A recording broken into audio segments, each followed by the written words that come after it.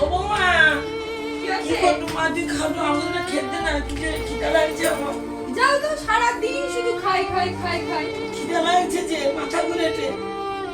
সারাদিন বুড়ো বয়সে শুধু খাই খাই খাই খাই।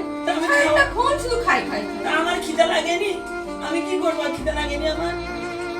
হ্যাঁ, শুধু সারাদিন খাই খাই। তুমি ভেবে দেখো, একদিন তুমিও ঠাম্মাকে ঠিক এরকম ভাবে খেতে দাওনি, ঠাম্মাও ঠিক এরকম ভাবে কষ্ট পাচ্ছিল।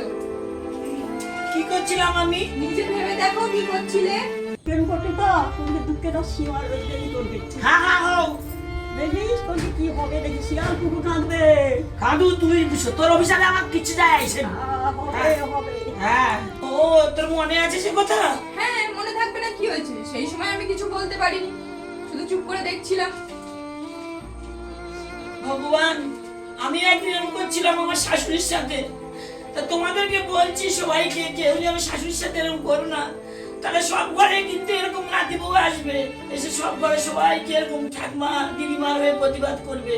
এরকম বউ সব ঘরে দরকার। বাবা আমি যাই, আমার কর্মফল আমি ভোগ করি, তোমরা আমিও খাওয়ানি। আমি যাই, আমার কর্মফল আমি ভোগ করি, আমার কর্মফল আমি ভোগ করি, তোদের কোনো দোষ নেই। আমার